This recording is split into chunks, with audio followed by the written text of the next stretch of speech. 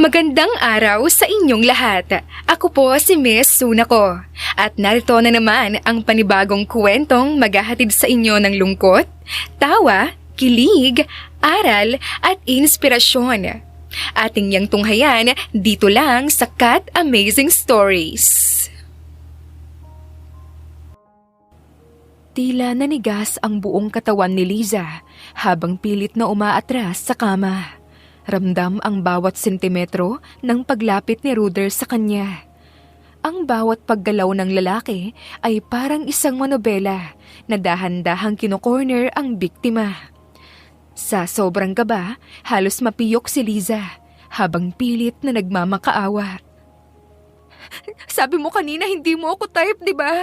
Hindi naman ako kagandahan para abusuhin mo. Lalong hindi ako masarap sa paningin. Kung gusto mo, hahanapan kita ng ibang babae. Basta pakawalan mo lang ako. Parang awa mo na. Paano nga ba naawi si Liza sa ganitong panganib? Nakaharap si Ruder sa makapal na listahan ng mga taong may malalaking atraso sa kanilang pamilya. Hindi niya mapigilang mapahilot sa kanyang sentido dahil sa tumpok-tumpok na trabahong iniwan sa kanya ng kanyang ama.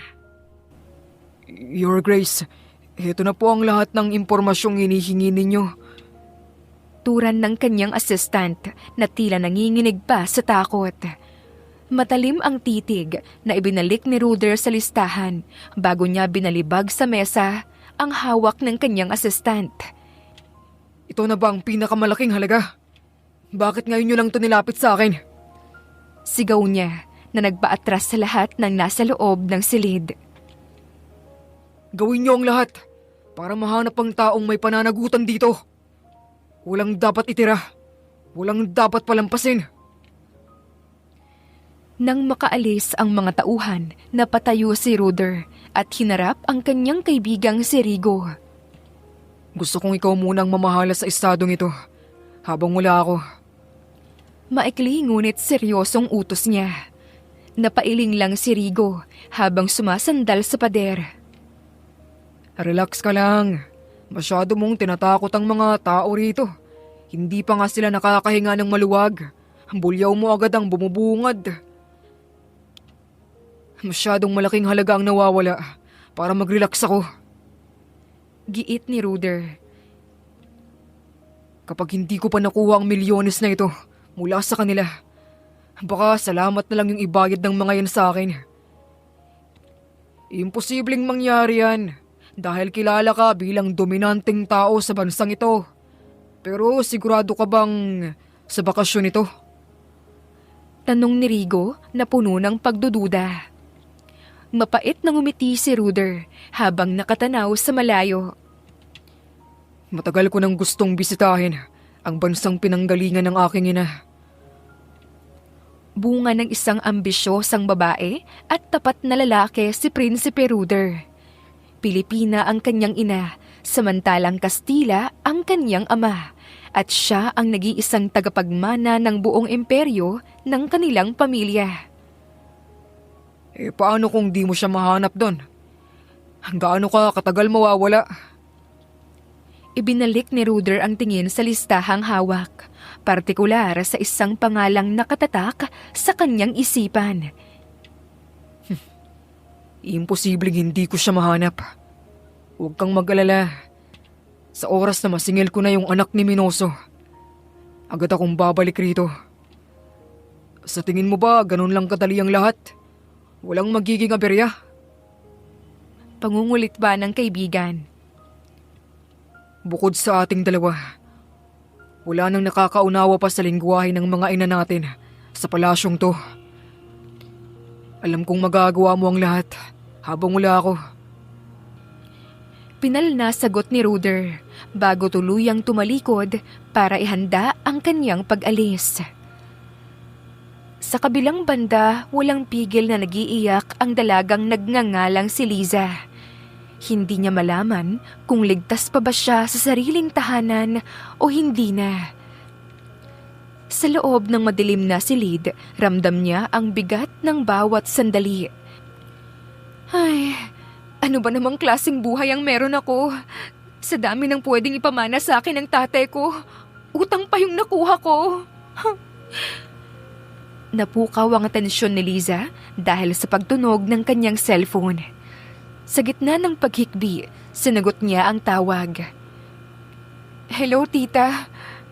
Mahinang wika niya. Pilit niyang tinatago ang panginginig ng boses. Iha, ayos ka lang ba? Hindi ko agad nabasa yung message mo kanina. Kung kaya mong makakuha ng biyahe ngayong gabi, hihintayin kita sa mismong airport. Napalingon si Liza sa bintana at nakita niyang may paparating na sasakyan. Lalo siyang kinabahan nang huminto ito sa tapat ng kanilang gate. Ang mga ilaw ng sasakyan ay parang mga matang mapanuri sa gitna ng dilim.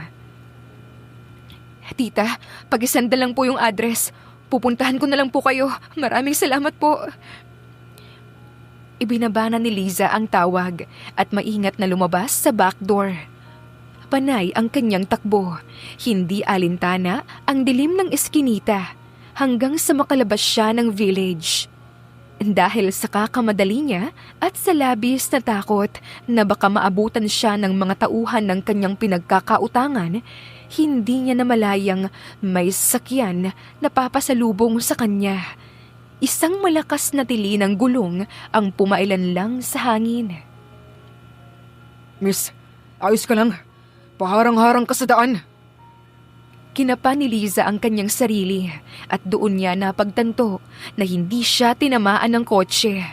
Ngunit dulot ng pagod, takot at matinding pangamba, tanging asul na mata lamang ang huli niyang naalala bago binalot ng dilim ang paligid niya. Nawalan siya ng malay sa gitna ng kalsada. Kung sinuswerte ka nga naman. Napangisi ang binata sa nakahandusay na babae. Siya si Ruder na mas kilala sa palayaw na ayon. Maingat niya itong binuhat at isinakay sa kotse. Sa dami ng kamalasan sa buhay, mukhang nasalo lahat ng babaeng ito ang disgrasya. Inuwi ni Ayon ang babaeng muntikan niyang mabangga sa kanyang tinutuluyang mansyon. Ipinasok niya ito sa isang pribadong silid. Tiningnan niya rin ang katawan nito upang malaman kung nagkaroon ba ito ng sugat o anumang bali. Kahit papaano, swerte ka rin naman pala. Nang iangat ni Ayon ang dulo ng damit na suot ng babae para tingnan kung may galos ba ito sa binti, bigla siyang natigilan at ibinaling ang tingin sa mukha nito. Napamura siya sa kanyang isipan dahil kusa na lamang nag-react ang kanyang sistema sa simpleng pagtingin sa estrangherang ito. Ang ganda nito ay tila isang sumpa sa kanyang paningin. Damn this woman. Kinabukasan, nagising na lang si Liza, nangalay ang isa niyang kamay. Dahan-dahan niyang iminulat ang kanyang mata at natunghayan ang isang binata na nakasiksik sa kanyang leeg. Ramdam niya ang init ng katawan nito. Dahil sa gulat, nagsisisigaw siya at agad na dumistansya sa lalaki hanggang sa dulo ng kama. Anong ginawa mo sa akin? Pasigaw niyang turan. Tinitigan niya ang lalaki at naalalang ito ang muntikang bumangga sa kanya. Magsalita ka! Bakit ako nakatali? Siguro rapist ka, no? Magkakasunod niyang sigaw. Pinasadahan niya ng tingin ang binatang walang pang-itaas na damit at tanging boxers lang ang gamit na nagpapakita ng matikas nitong pangangatawan. Sa lagkit mong tumingin, ako pa ang rapist. Kahit ikaw na lang ang nag-iisang babae sa sanlibutan, hindi kita papatusin. You're not my type. Inaantok niyang sagot habang naguunat. Nag-init naman ang ulo ni Liza dahil sa patutsada ng binata. Sinubukan niyang alisin ang tali sa kamay niya bago pa maubos ang kanyang pasensya. Hoy mister, mamamatay tao. Alisin mo nga tong tali sa kamay ko. Wala ka naman sigurong balak na dalhin ako sa black market, no? Diba? Kung hindi ka masamang tao, talagan mo ako. Una, Ang pangalan ko ay Ayon. Pangalawa, hula ka sa teleserye para dalihin pa kita sa black market. Mukha namang walang bibili sa'yo. Pangatlo, sinong may sabi sa'yong hindi ako masamang tao? Nakangising turan ng binata habang bumabangon. Bahagyang namilog ang mga mata ni Liza. Pinag-aralan ang itsura ng lalaki. Kung itsura lamang ang pagbabasehan, mukha pa siyang modelo kesa sa mga lalaking nakikita sa magazine. Pero sa tono ng pananalita niya, pwede na siyang maghari sa kadiliman.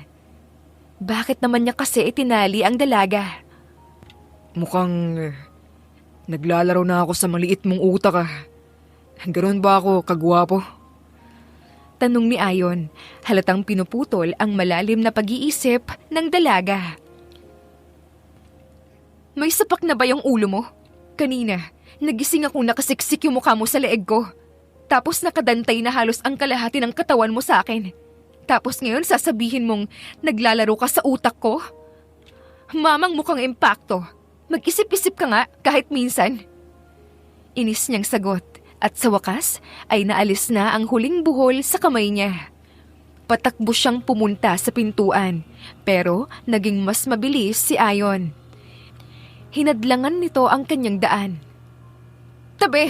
Umalis ka sa pintuan! Hinawakan ni Ayon ang bewang ni Liza at bahagyang itinulak pabalik sa kama. Inilapit ng binata ang mukha rito at natutuwang tinitigan ang namumulang mukha ng dalaga. Sa tingin mo ba, itinali lamang kita para sa wala? Palagay mo ba nagkataon lang na nasa iisang kama tayo? Ha? Parang nanlamig ang katawan ni Liza at unti-unti siyang umaakyat sa kama para umiwas. Kasabay niyon, dahan-dahan ding pumapatong si Ayon papalapit sa kanya. Mamang Ayon, sabi mo di ba hindi mo ako type? Hindi ako maganda para pagsamantalahan, lalong hindi ako masarap. Kung gusto mo, hahanapan kita ng babae. Pakawalan mo lang ako, please. Napakagat si Ayon sa kanyang ibabang labi at pumwesto sa pagitan ng mga hita ni Liza. Bagaman hindi pa rin ito gumagawa ng masama. Ilang ulit ko bang sasabihin sa'yo na hindi ako rapist? Pero paano kung hindi bang babae ang gusto ko? Lalo na sa posisyon natin ngayon. Mukhang pwede na kitang pagtiyagaan para malaman ko kung masarap ka ba o hindi. Ibinaba pa ni Ayon ang kanyang muka upang magkadikit ang kanilang mga ilong. Halos maduling naman ang dalaga sa kakatingin sa mga mata nito na tila nangungusap ng panganib. Wag! Mahinang sambit niya, ngunit tila ba may ibang pahiwatig ang kanyang tinig na hindi niya maipaliwanag. Humiwalay naman si Ayon sa dalaga at tinitigan ang kabuuan nito. Nakakatuwa naman ang ekspresyon mo. Pero pasensya ka na. Talagang hindi kita type. Isinama lang kita rito para hindi ka na makalayo pa. Kumbaga, para iwas problema. Umupo ng maayos si Liza at pinukulan ng masamang tingin ang binata. Ano bang kailangan mo sa akin? Paalisin mo na kasi ako rito. Mahirap lang ako at wala ng pera ang pamilya ko kung hihingi ka man sa kanila. Marami akong kailangan sa'yo. Pero sabihin na natin, hindi kita pakakawalan pa. Liza Minoso. Nakangising turan ni Ayon at tinapatan ang masamang tingin ng dalaga. Kaya kung ako sa'yo, simulan mo nang mag-isip kung paano ka makakabayad ng utang sa akin. Lumabas si Ayon at naiwang nakatulala sa kawalan si Liza. Doon lamang napagtanto ng dalaga na ang lalaking ito ay hindi lang basta nakabangga sa kanya. Siya ang anak ng isa sa mga pinakamabigat na pinagkakautangan ng kaniyang ama. Buong akala niya ligtas na siya, ngunit pumasok lamang pala siya sa mas malaking bitag. Mahirap talagang husgahan ng isang tao base sa itsura. Kahit pa mukhang anghel, kayang gumawa ng katarantaduhan. Inis niyang wika sa kanyang sarili. Pumunta siya sa bintana para silipin sa labas. Ang husay naman ng mga bantay rito. Ano siya? Mafia boss? Napakarami namang gwardya. Sinubukan ni Liza na alalahanin ang listahan ng utang ng kanyang ama. Sa dami ng isinugal nito, pati ang pampapagamot sana ng kanyang ina nawala. Agad niyang pinunasan ang luha nang muling bumukas ang pinto. Umiiyak ka ba? Hindi. Maikling sagot niya. Napatingin si Ayon sa kanyang mga mata. Napag-isipan mo na ba kung paano ka makakabayad? Ang utang ng iyong ama ay nagkakahalaga ng 5 milyon noong una. Pero dahil umabot na ng 6 na taon, tumubo na ito. Kaya kulang-kulang 12 milyones nang kailangan ninyo. Kung may pambabayad ka, makakaalis ka na. Nasa 70 milyon ang kabuo ang utang ng tatay ko sa lahat. Kahit na ibenta ko ang bahay, hindi pa sapat. Mamatay na lang kaya ako. Saad niya sa isipan. Hindi ko alam kung gaano kakasutil, pero alam kong nakinabang ka rin sa inutang ng iyong ama. Kaya napag-isipan kong dalhin ka sa Espanya bilang serbidura para habang nagtatrabaho ka, nababayaran mo ako. Kusang pumatak ang luha ni Liza. Walang nakakaalam kung gaano siya naghirap habang nagkasakit ang kanyang ina dahil sa bisyo ng ama. Ay, kung gaano kataas ang pangarap ko, ganoon naman kamalas ang nararating ko. Pera ang kailangan ko, hindi luha. Sa dami ng may utang sa amin, naging manhid na ako sa drama. Walang emosyong saad ni Ayon bago muling lumabas. Pero pagkalabas niya, nakaramdam siya ng kurot sa puso nang marinig ang hikbi ni Liza. Ipinilig niya ang ulo. Ay, baka kulang lang ako sa babae, kaya ako nagiging malambot. Halos buong maghapon na walang kain si Liza. Nang subukan niyang lumabas, nakalak ang pinto.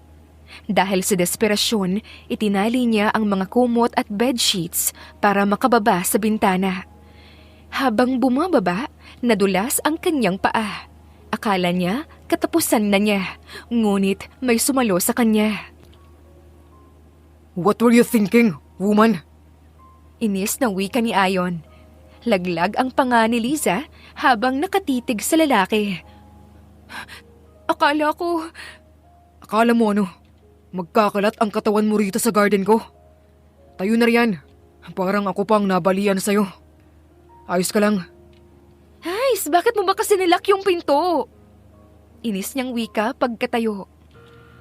Nag-aayos ako ng pagkain mo dahil mamamatay ka na sa gutom. Tapos ito ka at nag-action star. Asar na sagot ni Ayon habang hila-hila siya patungong kusina. Nilakan kita para hindi ka tumakas. Kailangan mong magbayad ng utang. Marahas siyang iniupo ni Ayon sa mesa. Magtino ka kung ayaw mong maubos ang pasensya ko. If things happen between us, remember that I'm just using you. Kinagat ni Ayon ang tenga ni Liza bago ito inasara muli.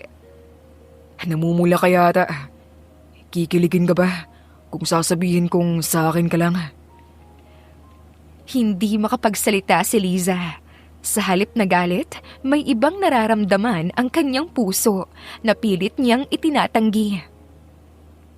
Kumain ka na, mahal na prinsesa. Bago ba kita ikulong sa kwadra? Huli niyang hirit bago lumabas. Naikuyom ni Liza ang kamay. Kung nagagawa niya akong asarin ng ganon, pues, ibabalik ko yun sa kanya ng 3 ulit. Nag-umpisa ng bumuo ng plano si Liza sa kanyang isipan kung paano siya makakatakas kay Ayon. Pero habang tumatagal, hindi niya maiwasang isipin ang panganib na naghihintay sa labas. Kung makakatakas man siya rito, tiyak na mas masahol na mga tao ang kukuha sa kanya dahil sa iniwang utang ng kanyang ama. Para tuloy siyang nasa pagitan ng nagbabagang apoy at malalim na bangin. Miss Liza, pinapasabi ni boss na linisin mo raw yung banyo niya pagkatapos mong kumain. Turan ng isang lalaki na may pangangatawan na parang bouncer. Mabilis itong umalis sa harapan ng dalaga at bumalik sa kanyang istasyon bago pa man makapagreklamo si Liza.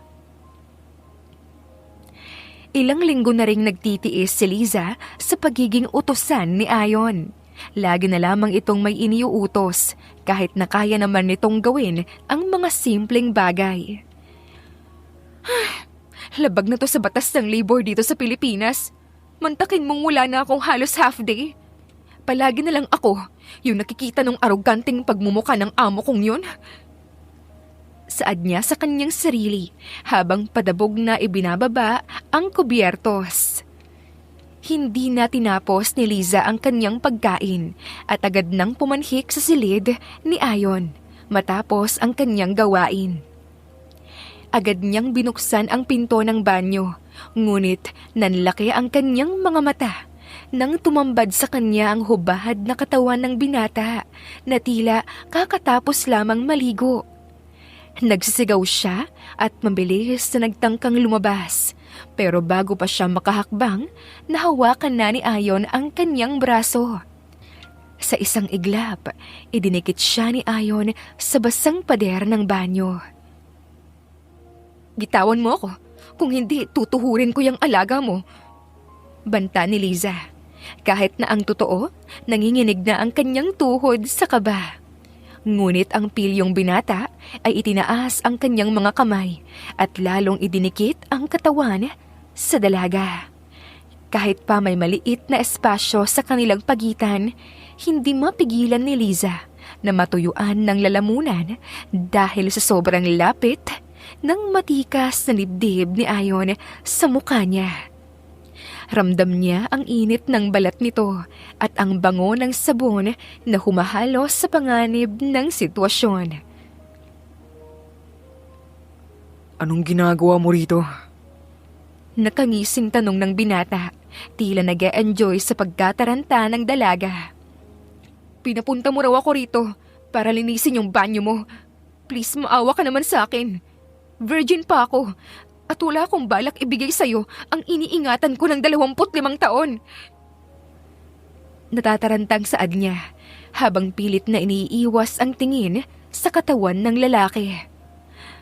Tuwang-tuwa naman si Ayon sa kanyang nakikita. Inilapit niya ang kanyang muka sa leeg ng dalaga at pinatakan ng isang maliit at mabilis na halik ang balat nito. Sa isang saglit, parang nakuryente si Ayon sa sariling ginawa. Kung sa isang halik lamang sa leeg ay ganito na ang epekto sa kanya, paano pa kaya kung mas malalim pa ang mangyari? Baka lalo lamang siyang magkasala sa mga prinsipyo ng kanyang pamilya. Tinitigan ni Ayon ang mukha ni Liza. Napapikit ang dalaga habang mariing kagat ang kanyang ibabang labi, tila naghihintay ng hatol. Ruder, rerespetuhin na kita sa gusto mo. Handa akong magpaalipin sa'yo bilang kabayaran sa utang ng tatay ko. Pero, huwag naman akong sa ganitong paraan. Please. Bigla namang natauhan si Ayon sa sariling kalokohan. Ang titig ni Liza na puno ng takot at pakiusap ay tumagos sa kanyang konsensya. Dahan-dahan niyang binitawan ang braso ni Liza at lumayo ng bahagya. Sabi ko, pumunta ka rito pagkatapos mong kumain. Tinatansya ko ang oras ng pagdating mo. Kaya naligo muna ako habang kumakain ka pa. Mukhang mabilis kaya tang natapos. Uwi ka ni Ayon na ngayon ay wala ng bakas ng biro sa muka.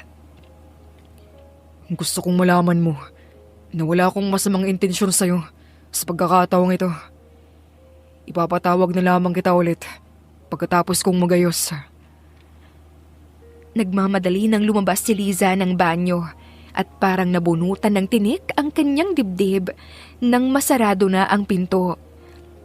Hindi man niya narinig ang direktang paghingi ng pasensya ni Ayon, bakas naman sa tinig niya ang bahid ng hiya sa nagawa nito. Sa unang pagkakataon, nakita ni Liza na sa likod ng pagiging aroganteng prinsipe nito, meron pa rin itong natitirang respeto. Dapat ba talagang magbago ang plano niya sa pagtakas? O mas lalo lang dapat siyang mag-ingat sa lalaki na unti-unting nanggugulo sa kanyang sistema? Sa tuwing makikita ni Liza ang inihahaing pagkain sa hapag, lalo na ang mga dambuhalang hotdog na paborito ni Ruder, hindi niya maiwasang manlamig. Sumasagi sa kanyang isipan ang tagpo nila sa banyo. Ang matigas na katawan ng binata at ang mga detalyeng hindi niya dapat nakita. Ay, bakit naman kasi ganoon na lang kalaki ang pweste talaga? Naiiyak niyang bulong sa sarili habang pilit na sinusubo ang kanyang almusal. Bakit? May problema ba? Takang tanong ni Ruder habang nakatitig sa kanya. Pinag-aaralan niya ang mukha ni Liza at wala siyang makuhang sagot sa kakaibang gawin nito. Hindi mo ba gusto ang lasa ng pagkain? Lalong pinamulahan ng mukha si Liza at agad na uminom ng tubig para lamang matakpan ang kanyang pagkapahiya. Ngunit dahil sa pagkataranta, nabulunan siya at magkakasunod na naubo. Agad namang tumayo si Ruder at hinaplos ang kanyang likuran. Sa halip na gumaan ang pakiramdam, lalong naramdaman ni Liza ang pagwawala ng kanyang sistema sa bawat haplos ng mainit na palad ng binata. Ayos lang ako. Hindi ko lang gusto yung ano... Yung alin? Yung nakahain. Alin dyan? Yung sinangag? Ikaw nagluto niyan, di ba? Hindi yung sinangag. Alin nga? Napasapu na lang si Liza sa kanyang noo at masamang tiningnan ang lalaki. Yung hotdog. Ano bang meron sa hotdog? Muling tanong niya at nangaasar na kinagatan ang hotdog na may kagat na ni Liza. Okay naman yung lasa. Hindi naman masagwa. Ayaw mo ba ng ganito? May mas malaki pa sa... Tama na! Napamura na lamang si Liza at mabilis na tinakpan ang bibig ni Ruder. Ayoko lang talaga ng kahit anong hotdog ngayon. Doon napagtanto ni Ruder kung bakit ganoon na lang ang reaksyon ni Liza. Napagtanto niya ang nakita nito sa banyo. Ito ang dahilan ng pag-iwas nito ng tingin. Kusa na lamang umangat ang isang sulok ng labi ng binata. Sa isang mapanuksong galaw, dinilaan niya ang palad ni Liza na nakatakip sa kanyang bibig. Lalo lamang nanlaki ang mga mata ng dalaga at mabilis na binawi ang kanyang kamay. Bakit mo ginawa yon? Buliyaw ni Liza. Lumawak ang ngisi ni Ruder at inilapit pa ang muka sa tenga ng dalaga. Hindi mo naman sinabi na ayaw mo ng ibang klase.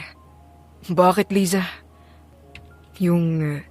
Sa akin lang ba yung pasado sa paningin mo? Kumaripas ng takbo si Liza papunta sa kanyang silid habang maririnig ang malakas na hagalpak ng tawa ni Ruder sa kusina. Gusto niyang pahirapan ang dalaga bilang ganti sa utang ng ama nito. Pero sa kabilang banda, hindi niya maalis sa kanyang isipan ang kakaibang pag-aalala sa tuwing nakikita niya itong nasasaktan. Ay, ano bang sumanib sa kokote ng amo ko at at kailangan niya pa akong isama sa club? Iritableng tanong ni Liza habang tinutupi ang mga damit ni Ruder. Narinig niya ang 3 magkakasunod na katok bago bumukas ang pinto. Isuot mo ito mamaya. Huwag mong kalimutang kumain bago magpakita sa akin. Wala akong extra budget para ilibre ka sa labas. Maikling saad ni Ruder bago muling lumabas. Nakakunot lang ang noo ni Ruder. Alam mo ba kung gaano kamahal yung damit na yan? Tapos, ginupit mo lang. Asar niyang turan. Akin naman to, di ba? Bigay mo to o kaltas sa sweldo ko? Ay, wala nga pala akong sweldo. Hindi sumagot si Ruder at sa halip, pinaharurot niya ang kanyang mamahaling kotse. Nakarating sila sa club nang hindi nag-uusap. Hindi malaman ni Liza kung sinama ba siya para mag-relax o para maging tagabantay ng binata. Maupo ka lang rito. Hintayin mo ako matapos sa gagawin ko. Sasabihin ko sa'yo kung papasundo ba kita o sabay tayong uuwi. Nakadepende sa akin ang sitwasyon. Naiintindihan mo? Isang matamlay namang tango ang itinugon ni Liza. Naupo si Ruder sa isang table at agad na uminom ng alak. Dahil mukhang hindi naman siya ang magmamaneho, kumuha rin si Liza ng inumin. Ngunit nang makatatlong baso na siya, ibinalik niya ang tingin kay Ruder at nakita itong may kalapit na babae. Mukhang mahilig pala talaga sa babae yung kupal na to. Panakiputas lang pala ako sa kung anong nararamdaman niya.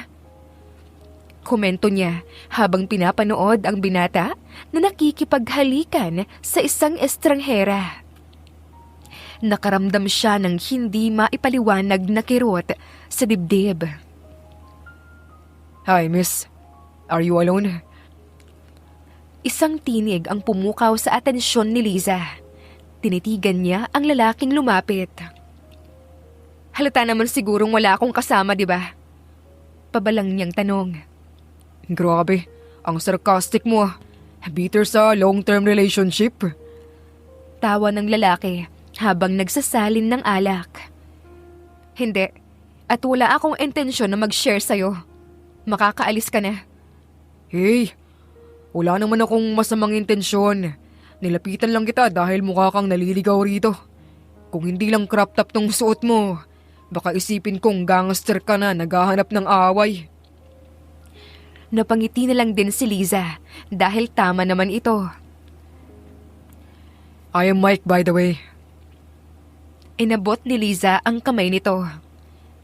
Liza, nice meeting you. Nice name. Alam mo bang ikaw ang center of attraction dito? You look hot, Liza. Tinalbugan mo ang lahat ng babae rito. So, ikaw lang ba talaga mag-isa? Sasagot sana si Liza nang may biglang humawak sa kanyang kamay at sa pilitan siyang napatayo. Inis niyang hinarap ang taong gumawa noon. Ngunit gulat ang rumihistro sa kanyang mga mata nang makita si Ruder. Hindi siya mag-isa. Kasama ko siya. Seryosong saad ni Ruder. Kasabay ng malakas na musika, ang mabilis na tibok ng puso ni Liza. Sinubukan niyang kumawala ngunit lalong humigpit ang hawak ni Ruder sa kanyang bewang. Boss ko siya. Maikling paliwanag niya kay Mike. Let's go. Maotoridad na utos ni Ruder. Pwede ba kitang mabisita sa day off mo, Liza? Pahabol na tanong ni Mike. Kinabig ng husto ni Ruder ang katawan ng dalaga at inilapit ang kanyang muka sa leeg nito. Hindi siya pwedeng magpakita sa iba. Sa akin lang siya. Naiintindihan mo?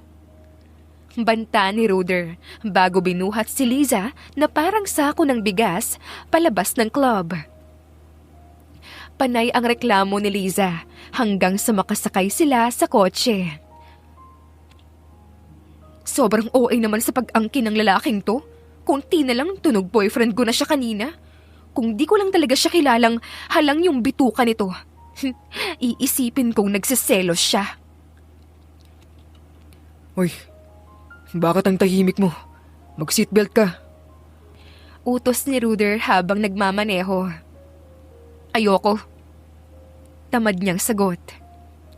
Inihinto ng lalaki ang kotse niya sa gitna ng daan at lumapit sa gawin ng dalaga para ikabit ang belt nito. Hindi niya sinasadyang masanggi ang balat ni Liza sa tiyan, dahilan para magkatinginan silang dalawa ng malalim. Anong problema? Tanong ni Ruder pagkatapos mag-ayos. Takang nakatingin lang si Liza nang kumuha ang binata ng mouthwash at nagmumog ng ilang ulit. Hindi ka ba satisfied sa babae mo kanina? Kaya para kang bata umasta? Mr. Ruder, lilinawin ko lang sa'yo. Pera lang ang inutang ng tatay ko. At hindi yun dapat maging dahilan para ariin mo ko. Bakit? Dahil ba naudlot yung usapan nyo kanina? Ng kutong lupang yon? Ay, bakit mo ba sa akin binabaling yung inis mo?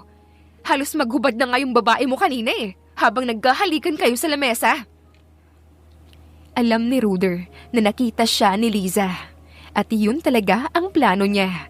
Ang subukan kung may epekto ba ito sa dalaga. Pero sa halip na masiyahan, lalo lamang siyang nanggigil sa itsura ng dalaga. Inalis ni Ruder ang kanyang belt at muling inilapit ang muka sa dalaga. Ang lapit ng mukha mo. Lasing ka ba? Ipapaalala ko lang na hindi mo ako type dahil ang mga babaeng gusto mo ay yung mga... Hindi na nakapagpigil si Ruder at itinikom ang bibig ni Liza sa pamamagitan ng isang marahas ngunit mapusok na halik. Kinuha niya ang pagkakataon para lasapin ang labi nito. Bahagya pa siyang napaungol nang dumaan ang kanyang kamay sa tiyan ng dalaga patungo sa mas sensitibong bahagi. Nang rumihistro sa isipan ni Liza ang nangyayari, tinangka niyang itulak si Ruder. Ngunit nang maramdaman niya ang init ng haplos nito, kusa nang bumagal ang kanyang paghinga at napapikit na lamang siya. Para siyang nawawalan ng lakas sa bawat galaw ng binata. Napangiti si Ruder nang maramdaman na tumutugon na si Liza. Inalis niya ang belt nito at ginabayan ang dalaga upang makaupo sa kanyang kandungan nang hindi napuputol ang kanilang halik. Ramdam nila ang tensyon sa pagitan ng kanilang mga katawan. Sa akin mo lang pwedeng gawin to. Maliwanag. Mapang-akit niyang tanong habang nakatingin ng diretsyo sa mga mata ni Liza. Ako lang ang pwedeng humawak sa'yo. At wala nang iba. Liza Minoso. Ilang linggo na ang lumipas matapos ang mainit na dagpong iyon sa kotse ni Ruder. Ngunit tila mas lalong naging mapang-asar ang binata. Hindi malaman ni Liza kung maiinis ba siya o matutuwa dahil sa kabila ng pagiging arogante nito, may halong matamis na kalandian ang bawat galaw nila. Para silang sumasayaw sa isang laro na walang gustong sumuko, ngunit parehong nananalo sa bawat titig. Liza, ilagay mo nga itong libro rito. Utos ni Ruder habang tutok na tutok ang mga mata sa hawak na tablet. Napabuntong hininga naman si Liza at kinuha ang libro na kanyang nililinis. Dito sa lamesa mo ilalagay? Yes, please. Sagot ni Ruder, sabay baba ng tablet upang mapagmasdan ang dalaga. Naka-duster na binili niya si Liza at may hawak na feather duster. Kahit simpleng pambahay lang ang suot nito, hindi maikakaila ang ganda na unti-unting bumibihag sa kanya. Liza, may iutos pa ako. Lumapit ka rito. Sabihin mo na lang, bakit kailangan ko pang lumapit? Naririnig naman kita. Sagot ng dalaga habang ipinagpapatuloy ang paglilinis. Tumayo si Ruder, kinuha ang dustpan at walis mula sa kamay ni Liza at inilapag ang mga ito. Ang sabi ko lumapit ka. Naglilinis ako. Hindi mo ba nakikita? Ang dami kong gagawin ngayong araw dahil walang tigil yung utos mo. Kung nasaan ka, gusto mo naroon din ako. Paano ako matatapos ng kung ganon? Ay, ano na naman ba yung iuutos mo, ha? Mahal na hari. Totoo ang sinabi ni Liza. Ang totoo, nag-uutos lang si Ruder para mapanood niya ng malapitan ang dalaga. Alam ng binata na naiilang si Liza sa tuwing nahuhuli siyang nakatingin dito. At iyon ang kanyang munting kaligayahan. Pakilinisan ng lamesa ko. Utos niya bago bumalik sa kanyang swivel chair. Sinunod naman ni Liza ang inutos nito. Sinimulan niyang alisin ang mga gamit sa ibabaw ng mesa. Pati drawer, pakipunasan na rin. Dagdag ni Ruder habang nakamasid. Umikot si Liza papunta sa gawin ng drawer na nasa tapat mismo ng kanyang amo. Bahagya niyang itinulak ang upuan nito para makadaan, ngunit mabilis siyang hinawakan ni Ruder sa kamay at biglang pinaupo sa kanyang kandungan. Anong ginagawa mo? Hindi sumagot si Ruder. Sa halip ay niyakap niya ang bewang ni Liza at sinimulang masahiin ang hita nito. Unti-unting umakyat ang kanyang haplos patungo sa pagkababae ng dalaga. Hindi pa siya nakontento. Pinaharap niya si Liza sa kanya at pinabukaka ang mga hita nito habang nakaupo sa kanyang kandungan. Break time muna. Kaya heto, may free massage ka. Bulong ni Ruder. Ang dami kong lilinisin, tapos dumadagdag ka pa. Naiilang niyang turan, pero hindi siya nakapalag nang totohanan nga ni Ruder ang pagmasahe sa kanyang balikat at likod. Napapikit na lang siya at hinayaang lamunin ng init ng haplos ng binata. Alam mo bang dating katulong ang nanay ko? She is a Filipina and my dad is Spanish. Biglang kwento ni Ruder. Ang boses ay puno ng hindi maipaliwanag na emosyon. Nagmulat ng mata si Liza at tiningnan ang seryosong mukha ni Ruder. Do they have a happy ending? Hindi. Iniwan ng nanay ko si Daddy. Kaya ang tingin ko sa lahi niya, pangkama lang. Pero may dugo ka rin ng nanay mo. Ibig sabihin, pangkama ka lang din? Matapang niyang hirit. Natigilan si Ruder. Sa halip na magalit, itinaas niya ang laylayan ng duster ni Liza at ipinasok ang kanyang kamay sa loob nito. Parang tangang nakatingin lang si Liza habang pinapanood ang bawat galaw ng binata. Malinaw pa sa sikat ng araw ang sinabi nitong pangkama lamang ang lahi niya. Pero sa loob-loob ni Liza, parang pang swivel chair din ang ganda niya sa paraan ng pagtrato sa kanya ngayon ni Ruder. Napatingala si Liza nang maramdaman ang mainit na labi ni Ruder sa kanyang dibdib. Ang isang kamay nito ay nakasuporta sa kanyang likuran, habang ang isa naman ay gigil na minamasahe ang kanyang kabilang dibdib. Ang bawat haplos ay parang kuryenteng gumuguhit sa kanyang buong pagkatao. Para kay Ruder, ang mga babae ay katulad lang ng kanyang ina, mangiiwan matapos makaangat sa buhay. Ngunit habang ninanamnam ang tamis ni Liza, may bahagi sa kanyang isipan na umaasang sana may exception sa batas na binuo niya. Siguro naman, may lilitaw na babae na hindi manggagamit. Kastigo niya sa kanyang sarili. Sa isang marahas ngunit mapusok na galaw, pinunit ni Ruder ang suot na underwear ni Liza at binuhat ang dalaga patungo sa ibabaw ng kanyang lamesa.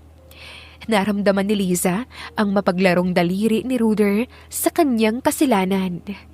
Itinaas pa ng binata ang damit niya para mas lalong mapagmasdan ang sining na ginagawa niya. Huwag mong takpan. Be fair enough, Liza. Una mong nakita ang sa akin, kaya hayaan mo akong tumanaw naman ng utang na loob at pagmasdan ng iniingatan mo, honey. Nakangising turan ni Ruder. Inalis niya ang kamay ni Liza na pilit nagtatakip sa kanyang pagkababae. Hindi malaman ng dalaga kung saan titingin, lalo na nang ibaba ni Ruder ang mukha nito sa kanyang perlas. Napasinghap ang dalaga sa sobrang sarap at kaba. Watch me, my sweetest honey. Marahan niyang utos bago ginawa ang mahikang kailanman hindi nararanasan ni Liza. Sa gitna ng library, sa ibabaw ng mga papeles ng utang, isang bagong uri ng kasunduan ang isinusulat nila gamit ang init ng kanilang mga katawan. Isang kasunduan kung saan ang puso na ang unti-unting nagbabayad ng utang. Kahit pa paulit-ulit na tinatanggihan ni Liza ang panunukso ni Ruder na matulog sila sa iisang silid, hindi naman natatapos ang kapiliuhan ng binata. Ngunit ang gabi na ito ay naiiba. May bahid ng pagsisisi at pag-aalala ang hangin sa loob ng mansyon. Ang kulit mo kasi! Sabi ko nang huwag na tayong maligo sa ulan, tapos eto ka! Para kang batang hinila ako papunta sa garden. Pagalit niyang sita habang pinupunasan ang buhok ng binata. Ay, saririnti ako sa kakatalak mo sa akin. Kung hindi lang ako naaawa sa'yo, baka napalayas na kita. Pabirong saad ni Ruder, kaya mabilis siyang hinampas ni Liza sa braso. Sa kabila ng biro, bakas sa mukha ng binata ang pamumutla at panginginig ng katawan. Sino na ngayon ang uutusan nating lumabas niyan? Pinagbakasyon mo na yung mga sangkaterba mong gwardya rito? Anya, habang inilalagay ang basang bimpo sa noo ni Ruder. 2 buwan na halos ang nakalipas nang mapansin ni Liza na unti-unti nang nawawala ang mga gwardya sa paligid ng mansyon. Para na nga silang may permanenteng sleepover ni Ruder, malayo sa ingay at mata ng ibang tao. May gamot dyan sa cabinet ko. Buksan mo na lang, pakiusap. Nangihinang sagot niya. Alam ni Liza na may nag-iba sa pakikitungo sa kanya ni Ruder. Noon, halos lahat ng personal na gamit nito ay itinuturing na off-limits. Pero ngayon, tila gustong-gusto ni Ruder na pinapakialaman niya ang mga gamit nito. Higit sa lahat, si Ruder na ang madalas kumilos sa bahay. Kaya pakiramdam ni Liza, ito na ang nagiging silbidor niya. Nang buksan ni Liza ang cabinet, hindi niya napigilang mapataas ang kilay. Huh? Ang dami mong box ng kondom. Halatang mahilig ka. Naiiling niyang turan habang kinukuha ang gamot na tinutukoy ng binata. Itapon mo na lahat yan. Ayoko na yan. Naupo si Liza sa tabi ni Ruder at binigay ang gamot dito. Bakit? Lumaki ba lalo yung size mo kaya pinapatapon mo na? Pangaasar niya, sinusubukan niyang pagaanin ang atmosphere. Hindi mo paniniwalaan, pero gusto kong walang kahit anong harang. Kapag inaangkin ko, ang babaeng gusto ko. Seryosong saad niya bago muling humiga at pumikit. Para namang natuod si Liza habang nakatitig sa mukha ng binata. Sa kabila ng banat nito, hindi niya maiwasang mag-isip ng malalim. Pagkain lang ba ang tingin niya sa akin na kung sakaling magsawa siya, iluluwa na lang niya ako? Utang with benefits ang dating ko para sa kanya? Tila asido ang nalalasahan ni Liza habang pilit na pinapakalma ang sarili. Napatalikod siya sa gawin ni Ruder at paulit-ulit na sinapo ang kanyang noo. Ang tanga mo, Liza! Huwag mong sabihing nahuhulog ka na sa kanya, sa lalaking ito, porket araw-araw kanyang nilalandi. Gusto lang naman niyang makascore kaya hindi ka pa niya binibitawan. Napansin naman ni Ruder ang malalim na pag-iisip ni Liza, kaya kahit nangihina, hinila niya ito at pinahiga sa kanyang tabi. May problema ba tayo? Malambing niyang tanong habang inaayos ang pagkakahiga ng dalaga sa kanyang braso. Teka, baka mahawaan mo ako. Kahit si Liza ay hindi sigurado sa sinabi niya dahil sa lamlam ng mga matang nakatitig sa kanya. Kapag nahawaan kita, ako naman ang mag-aalaga sa'yo. Sa ngayon, dahil ako ang may sakit, tatabi ka muna sa akin. Say the magic word. Hirit pa ni Liza, pilit na nagmamatigas. Napangiti naman si Ruder at hinagkan ang noo ng dalaga. Tumabi ka sa aking matulog. Kahit ngayong gabi lang. Please, pagbigyan mo na ako. My sweetest honey. Napatango si Liza at niyakap ang binata bilang pagsang-ayon. Kung anuman ang kahihinatnan ng pagiging marupok niya, ay iniaasa na lamang niya sa tadhana. Pakiramdam niya, sa bisig ni Ruder, ang utang ng kanyang ama ay unti-unti nang nababayaran ng kanyang katahimikan. Ilang minuto lamang ang nakalipas at nauna pang nakatulog si Liza dahil sa pagod. Malaya namang napagmasdan ni Ruder ang pinakamagandang sining na kanyang nakita sa buong buhay niya. Muli niyang dinampian ng halik ang labi ng dalaga habang ito ay mahimbing na ang tulog. Wala sa bokabularyo ko ang mahulog sa isang babae, lalo na sa lahing iniwan ng tatay ko. Pero mukhang kahit hindi pinili ng isip ko si Liza, palagi naman siyang pinipili ng puso ko. Ang corny pakinggan pero parang matagal na akong nahulog sa babaeng ito.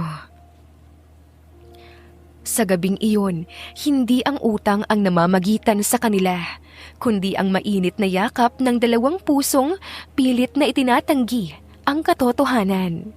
Ngunit hanggang kailan mananatiling lihim ang nararamdaman ni Ruder, lalo na at ang tanging alam ni Liza ay bahagi lamang siya ng isang negosyong walang kasiguraduhan.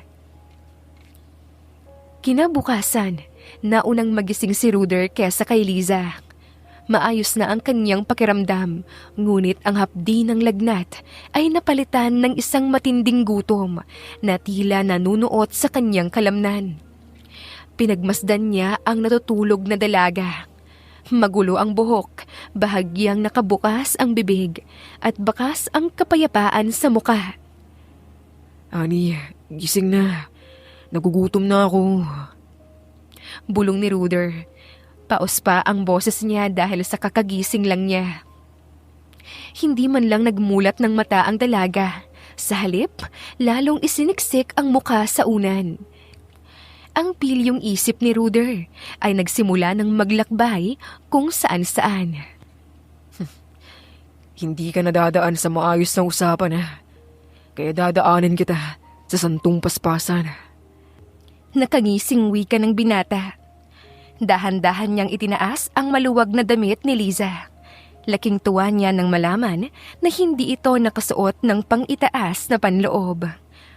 Marahan niyang ibinaba ang suot na panty ng dalaga at sinimulang laruin ang pinaka-iniingatang hiyas nito.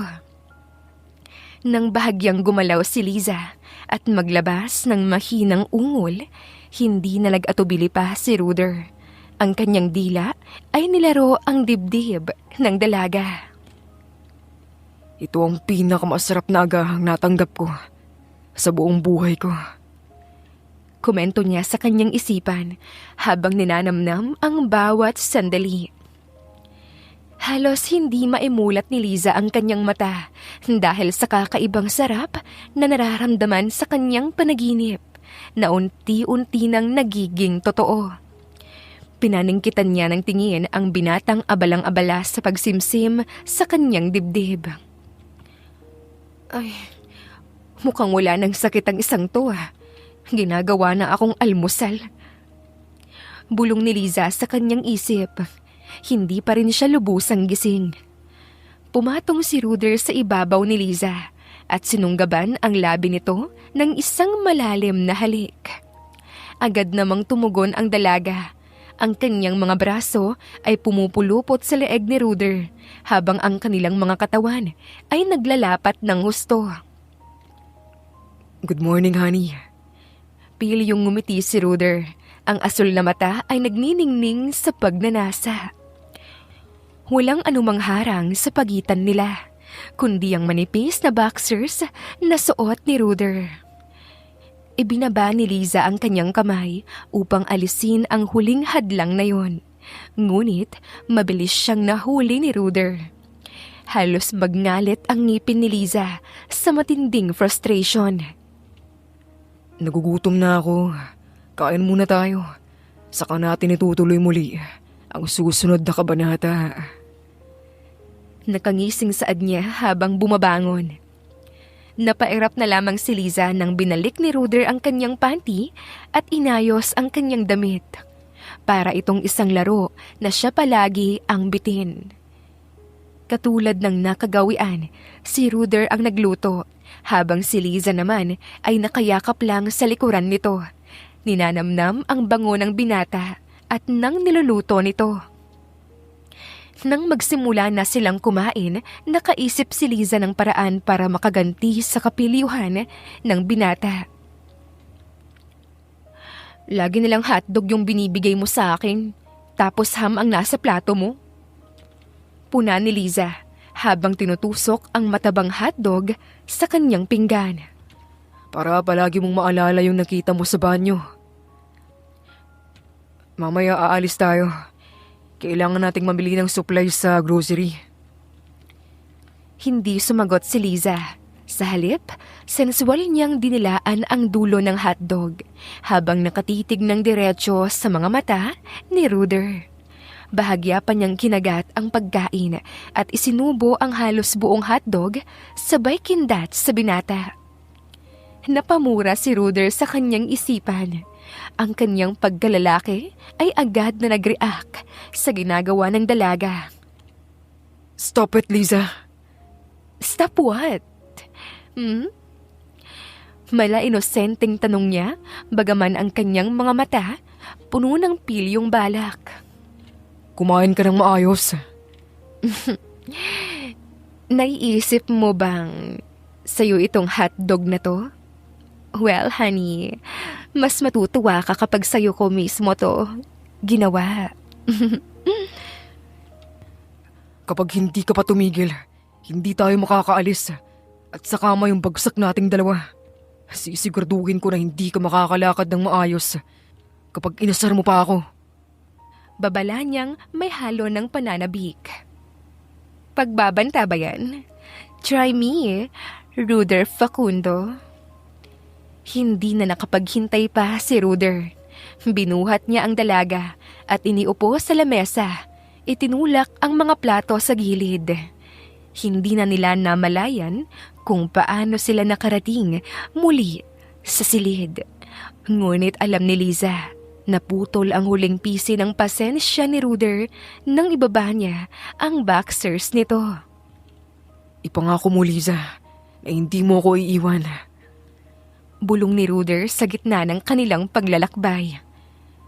Wala akong ibang pupuntahan kundi sa'yo. Saksi ang sikat ng araw sa bintana kung paanong paulit-ulit na inangkin ni Ruder ang babaeng kanyang minamahal.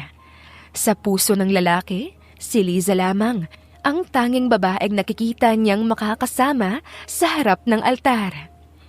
Ibinuhos niya ang lahat ng kanyang pagmamahal at binhi sa loob ng dalaga bilang tanda ng pag-aari. Makalipas ang ilang oras, habang nakahiga pa rin sila, nagreklamo na si Liza. Gutom na talaga ako. Maktol niya at pumaibabaw kay Ruder. Tara, kain na tayo. Sure, pero paliliguan muna kita. Binuhat niya ang dalaga papunta sa banyo nang hindi na ito nakahingi ng opinyon. Itinimpla ni Ruder ang init ng tubig dahil alam niyang masakit ang ibabang parte ni Liza matapos ng kanilang ginawa. Ay, kaya kong maligo mag-isa. Sita niya nang simulan siyang sabunin ni Ruder. Akala ko ba kapag virgin, sentimental? Bakit parang ang sungit mo? Biro niya habang maingat na binabanlawan ang katawan ni Liza. Akala ko rin hindi mo ako type. Halos hindi mo na ako pinagpapahinga. Hindi ba pwedeng magbago yung isip? Paano kung sabihin ko sa yung ikaw na yung gusto kong makasama habang buhay? Natigilan si Liza. Tinitigan niya ang binata. Pilit na hinahanap ang anumang bakas ng biro. Sinasabi mo lang yan dahil kakatapos lang natin. Magsasawa ka rin sa akin. Let's see, honey. Tugon ni Ruder habang tinutulungang magtuyo ng katawan ang dalaga. Ilang linggo ang lumipas na puno ng matinding pag-aalaga si Ruder kay Liza. Isang araw, habang nasa grocery sila, lumapit ang isang ginang sa gawin ni Liza. Liza, ikaw ba yan, iha? Ang anak ni Mineva? Tita Zara? Gulat niyang tugon at agad na yumakap sa ginang. Bakit hindi ka na tumawag? Nag-aalala ako dahil marami nang nagtatanong kung nasaan ako. Nasa kalagitnaan sila ng pag-uusap nang makabalik si Ruder, bit-bit ang mga binili. Natigilan siya at tinitigan ang ginang nang may halong pait at galit. Mommy? Sabay na napatingin sina Liza at Zara kay Ruder. Hindi naging maganda ang tagpong iyon. Ang matagal ng galit ni Ruder sa kanyang ina na nang iwan sa kanila ay muling nag-alab at sa kasamaang palad na damay pati ang relasyon nila ni Liza. Ano bang pinagsasabi mo dyan? Inis na turan ni Liza nang makauwi sila at sundan ang binata sa library. Just tell me the truth, Liza. Kasabwat ka ba niya? Pasigaw na sagot ni Ruder. Wala akong alam. Hindi ko alam na mami mo si Tita Zara. Best friend siya ng mami ko. Ang mga mata niya ay nagsisimula ng mangilid, ang luha. Ngunit hindi nakikinig si Ruder. Ang kanyang trauma ay mas matimbang kesa sa kanyang tiwala. Si Zara ang pumatay sa daddy ko dahil sa depression. Iniwan niya kami nang makuha yung pera. Kaya wag mo akong sisisihin kung iisipin kong magkasabwat kayo. Nasagot ko na yung tanong na yan, Ruder. Kung ganyan kababa ang tingin mo sa akin, matapos ang lahat, sana man lang nagdalawang isip ka. Saad niya bago bumalik, pabalik sa kanyang silid. Lumipas ang mga oras at nagdesisyon si Ruder na palayain muna si Liza. Pinabalik niya ang mga gwardya para bantayan ito sa malayo habang siya ay babalik muna ng Espanya para ayusin ang mga gulo roon at alamin ang buong katotohanan. Pero bago siya makaalis, isang bisita ang dumating sa mansyon. Ang kaniyang ina. Anak, pwede ba tayong mag-usap? Tungkol kay Liza? Pakiusap ni Zara. Sa gitna ng pag-uusap, nalaman ni Ruder ang katotohanan na itinago sa kanya ng maraming taon. Ang kanyang lola ang may gawa ng lahat, ang nagtaboy sa kanyang ina at nagpanggap na ninakawan ito. Nalaman ni Ruder na ang singsing na heritage ng kanilang angkan ay itinago lamang ni Zara bilang alaala ng kanyang ama. Nasa bahay ang singsing. Itinago ko yon para sa iyo, Ruder. Lumuluhang pahayag ni Zara. Napuno ng pagsisisi ang puso ni Ruder. Ang babaeng una niyang pinagdudahan ay siya ring babaeng dapat niyang hingan ng patawad. Hinawakan niya ang kamay ng kanyang ina at sa unang pagkakataon, matapos ang maraming taon, niyakap niya ito. Ako ang kukuha ng singsing sa bahay mo. Pupunta ako ng Espanya para ayusin ang lahat. At sa pagbabalik ko, Gusto kong maging maayos na tayo. Pangako ni Ruder. Ang pait ng nakaraan ay unti-unti nang natutunaw, ngunit ang tanong na lamang na natitira sa kanyang isipan ay mapapatawad pa ba siya ni Liza sa kanyang maling paratang? Sa takot na mahanap si Liza ng mga taong pinagkakautangan ng kanyang ama, siniguro ng dalaga na mananatili na lamang siya sa tahanan ni Tita Zara. Ilang buwan din ang lumipas na halos hindi siya lumalabas ng gate. Pilit na nagtatago sa mundong tila pilit siyang hinahabol. Pero sa kabila ng kanyang pag-iingat, isang balita ang yumanig sa kanyang katahimikan. Tita, nabasa mo na ba yung nasa balita? Kinakabahan niyang tanong habang nanginginig ang kamay na nakahawak sa kanyang cellphone. Huwag mo munang isipin ang mga nakikita mo sa social media, anak. Kung ano man ang mga nakalagay roon, malamang gawa-gawa lang yung mga yon ng mga taong gustong manira. Malumanay na sagot ni Zara, bagaman bakas din ang pag-aalala sa kanyang mga mata. Gustuhin man ni Liza na paniwalaan ang ginang, patuloy siyang nababalot ng takot. Nabasa niya sa isang viral article ang patungkol sa isang high-end estafa case na kinasasangkutan ng isang pamilya. Lahat ng definisyon at detalye na nababasa niya ay tila sadyang isinulat para sa kanya. Ang paglalarawan sa anak ng sospek, ang halaga ng utang at ang mga lugar na madalas nilang puntahan noon. Pakiramdam niya anumang oras ay may kakatok sa pinto at dadalhin siya sa kulungan para pagdusahan ang kasalanang hindi naman siya ang gumawa. Umalis na lang kaya ako at mamundok. Ganoon naman yung ginagawa ng ibang kriminal, di ba?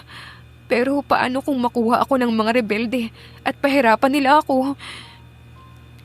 Ipinilig niya ang ulo upang alisin ang mga negatibong kaisipan. Pinanindigan niya sa kanyang sarili na wala siyang nagawang kasalanan dahil iyon naman ang totoo.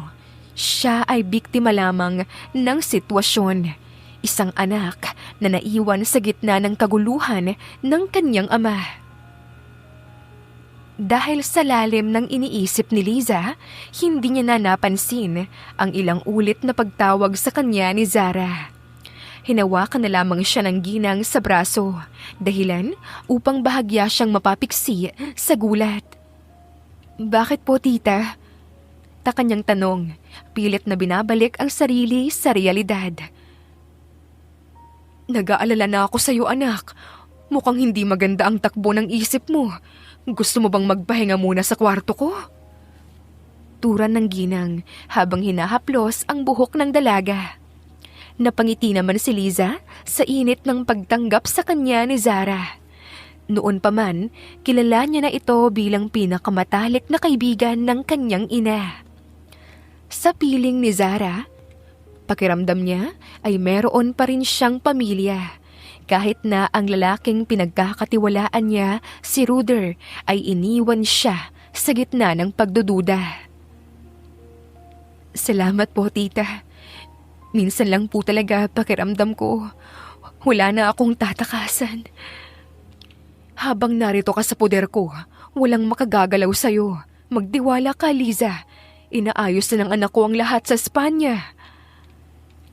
Hindi na sumagot si Liza. Pumanhik siya sa kanyang silid at humiga sa kama. Sa kabila ng takot sa balita, mas nangingibabaw pa rin ang pangungulila niya kay Ruder. Mahigit 2 buwan na silang walang komunikasyon. Iniisip niya kung nakarating na ba ito sa Espanya, kung nahanap na ba nito ang katotohanang hinahanap, at kung naaalala pa ba siya nito sa gitna ng kanyang paglalakbay. Nasaan ka na ba, Ruder? Galit ka pa rin ba sa akin? Hindi alam ni Liza na habang siya ay nagtatago at natatakot, ang balitang nabasa niya ay bahagi lamang ng mas malaking plano. Isang plano na hindi lamang maglilinis sa kanyang pangalan, kundi magdadala rin sa kanya sa isang desisyon na magpapabago sa kanyang buhay habang buhay. Samantala, sa Espanya, hindi tumitigil si Ruder sa paghahanap ng hustisya para sa kanilang dalawa. Bitbit ang pangakong babalikan ang babaeng tanging nagpapatibok sa kanyang puso. Ano kaya ang mangyayari kapag nalaman ni Liza na ang high-end case na kanyang kinatatakutan ay ang susi pala sa kanyang kalayaan? O baka naman, may panibagong hadlang na lilitaw sa pagbabalik ni Ruder. Samantala, nang maiayos na ni Ruder ang lahat ng kailangan niya sa Espanya, kabilang na ang pagbawi sa dangal ng kanyang ina at ang pag-aayos sa mga legal na usapin ng kanyang pamilya, bumalik siya sa Pilipinas. Pero sa pagkakataong ito, hindi na siya babalik bilang isang aroganteng amo na naniningil ng utang. Babalik siya upang bawiin ang pinakamahalagang pag-aari niya, si Liza. Bitbit ang kanyang tunay na pagkakakilanlan at ang kapangyarihang nagmumula sa kanyang dugong bughaw.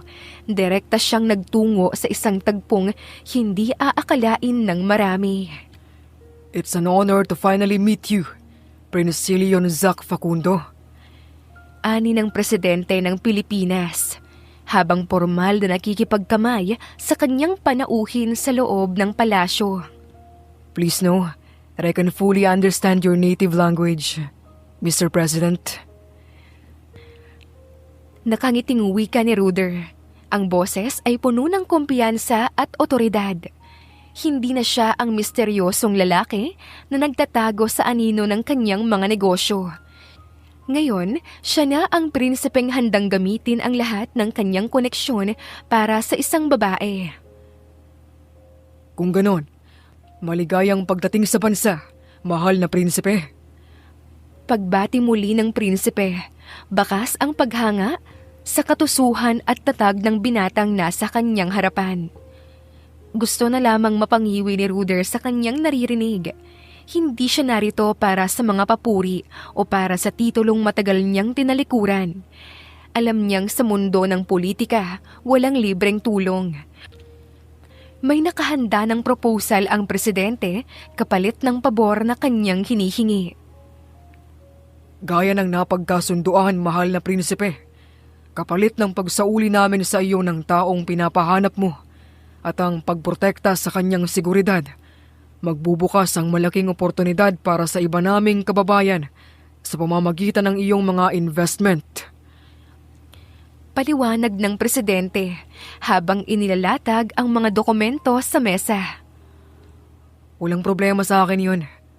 Maliit na bagay ang pera kumpara sa halaga ng taong tinutukoy ko. Basta siguraduhin mong malilinis ang pangalan niya rito sa buong Pilipinas. Ayoko nang makakita ng kahit isang article o balitang nag-uugnay kay Liza Minoso sa anumang krimen o estafa. I want her record spotless. Ito ang dahilan kung bakit lumabas ang mga balitang kinatatakutan ni Liza. Ito ay bahagi ng clearing operation ni Ruder. Ang palabasin ang lahat ng mga kaso laban sa kanyang pamilya upang isa-isa itong puksain at patunayang walang kinalaman ang dalaga. Pinirmahan ni Ruder ang kasunduan nang walang pag-aalinlangan. Sa kanyang isipan, nakikita na niya ang mukha ni Liza.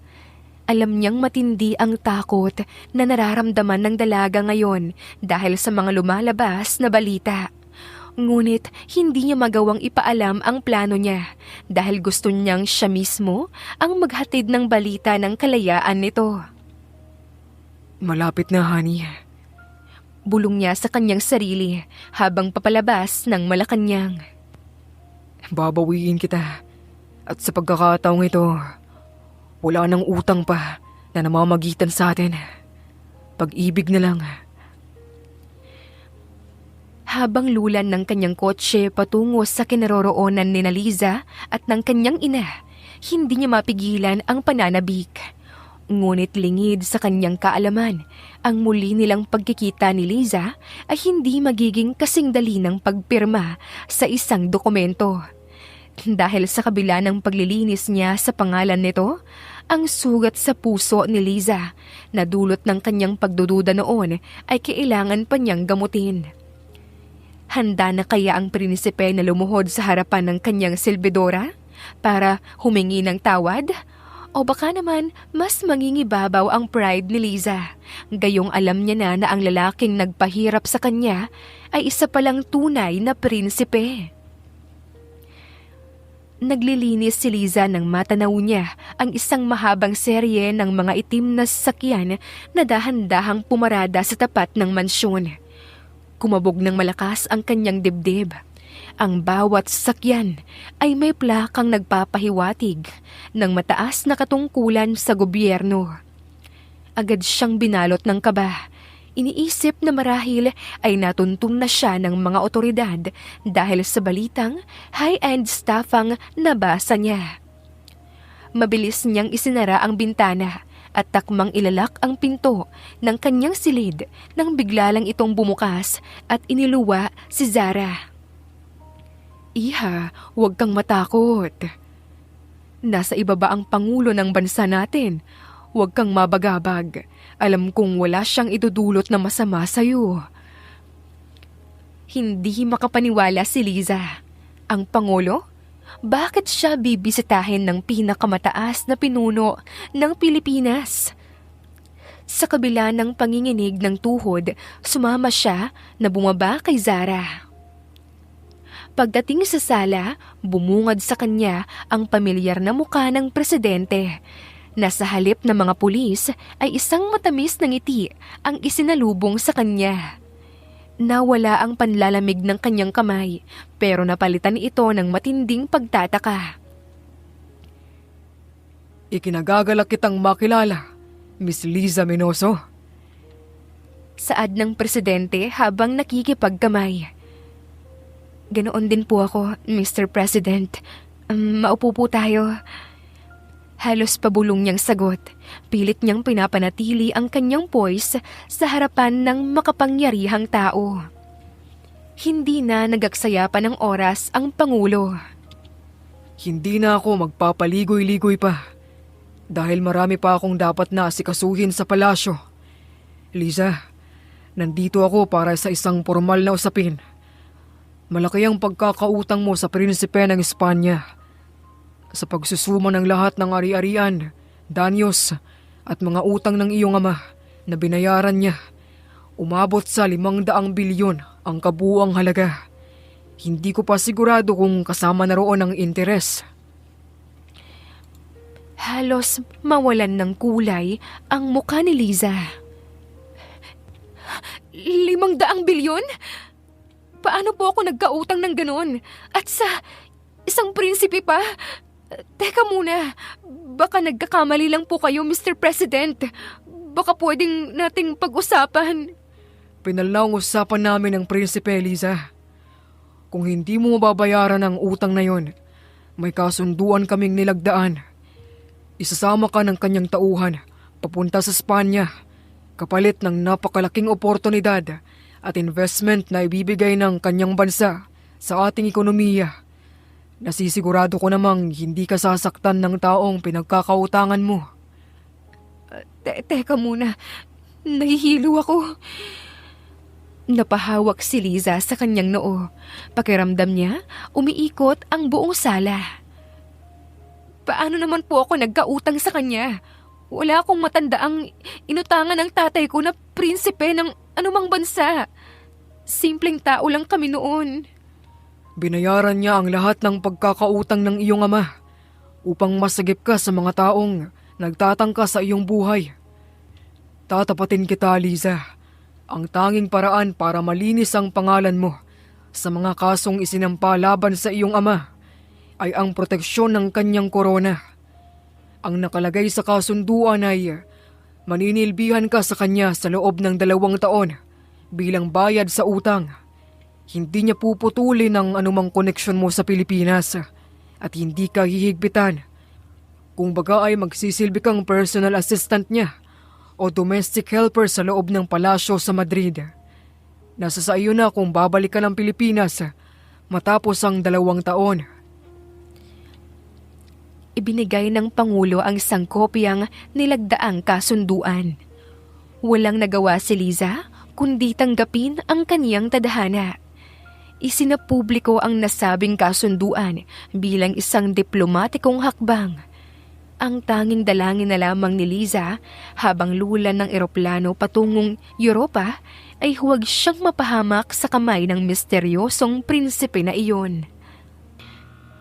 3 araw na ang nakalilipas mula nang dumating si Liza sa loob ng maringal na palasyo sa Espanya. Inaasahan niyang magiging alila siya at papahirapan ng kung sino mang aroganteng prinsipe.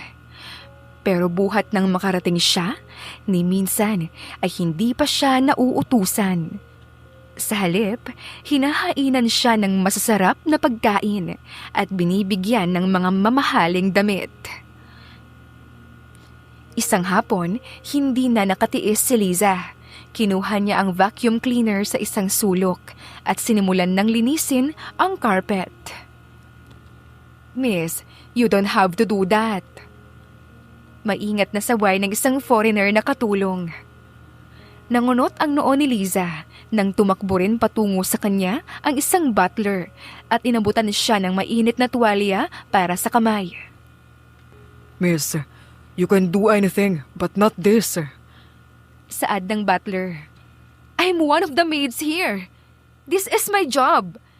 500 bilyon yung utang ko." Giit niya habang pilit na kinukuha muli ang vacuum. No please, sumunod ka na lang po sa amin para hindi kami mapagalitan ng kamahalan. Nagtatagalog ka? Opo ma'am, 5 kaming Pilipino rito sa palasyo. Dati ay walang silbidor na Pinoy rito. Pero nang malaman nilang darating ka, nag-hire sila ng 5. Para maging komportable ka. Kaya para matulungan mo kami. Huwag na sanang matigas ang kukote mo, ma'am. Hindi ka pwedeng alilain dito. Bakit? Domestic helper ako, di ba? O baka naman gagawin akong parausan dito. Kaya ingat na ingat kayo. Kung ano-ano iniisip mo. Malalaman mo rin lahat ng kasagutan. Bukas na bukas din.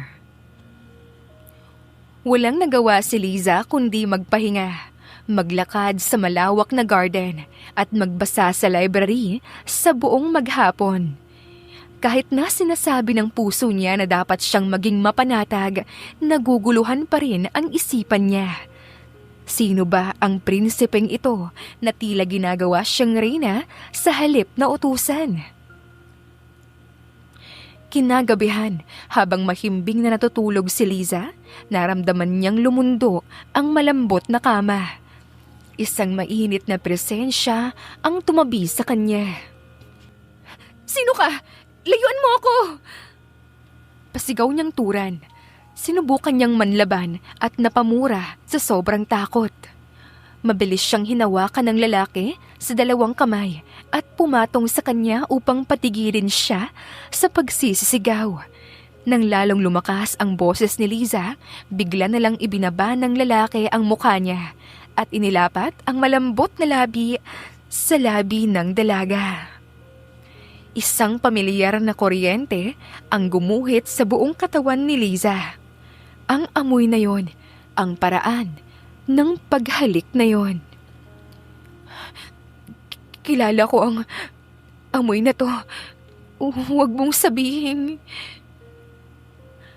Namilog ang mga mata ni Liza habang nakatitig sa mukha ng lalaki sa ilalim ng sinag ng buwan. Nang tuluyang maaninag ang kanyang mukha, hindi na nakapagpigil si Liza. "Anak ng nilagang lintik! Ruder!" Humiwalay si Ruder, o mas kilala na ngayon bilang Prince Helion Zack. Nang mapansing hindi na lumalaban ang dalaga, I miss you, honey. "Hani mo mukha mo! Umalis ka nga sa ibabaw ko!" Inis niyang turan. Bagaman ang puso niya ay naglulundag na sa tuwa at galit na magkahalo. Pati kasungitan mo, na-miss ko. Hindi ako nakikipagbiruan sa'yo, Helion Zack. Umalis ka sa ibabaw ko, kundi sisigaw ulit ako. Banta ni Liza. Alam ni Ruder na galit ang dalaga, kaya't binitawan niya ang mga kamay nito. Pero pinanatili niya ang kanyang katawan sa ibabaw ni Liza. Pilit na dinarama ang init nito. Galit ka pa rin ba sa akin?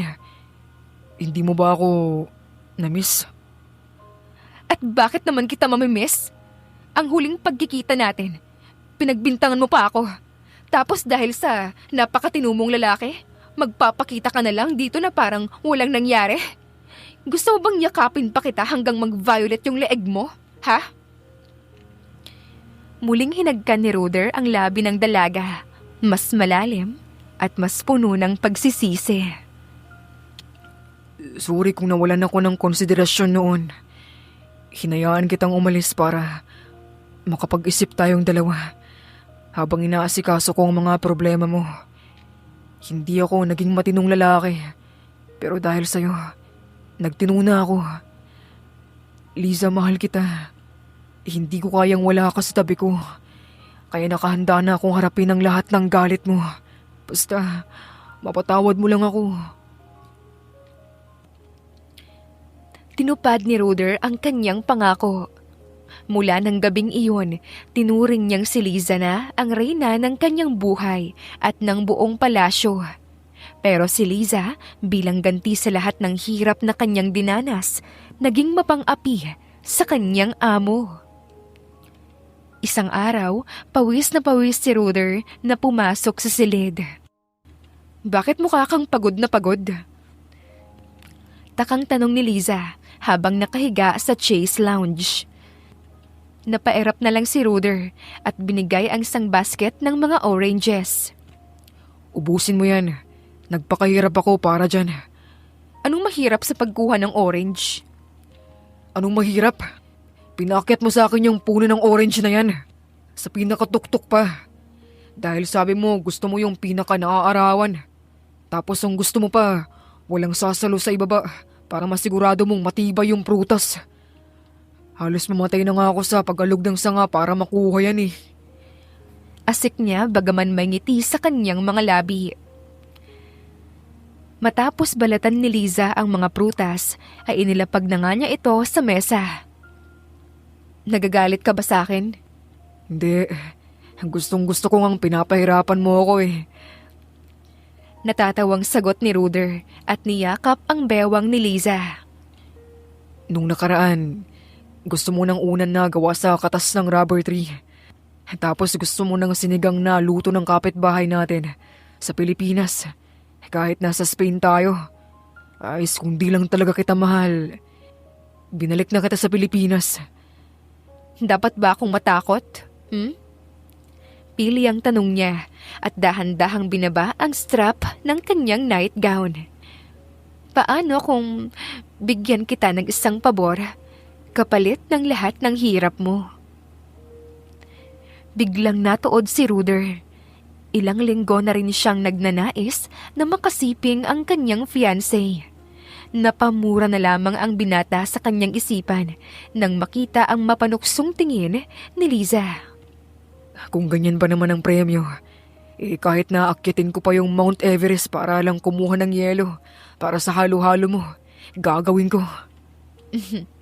Mukhang masaya ngayon. Pag-iisipan ko. Pero kailangan mo muna ng bitamina dahil mukhang pagod ka. Diba?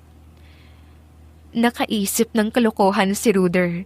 Piniga niya ang juice ng orange sa katawan ni Liza, dahilan para mapasinghap ang dalaga. Mukhang kailangan ko nga ng bitamina sa paraang gusto ko. Pilyong turan niya bago nilunod ang dalaga sa mga halik.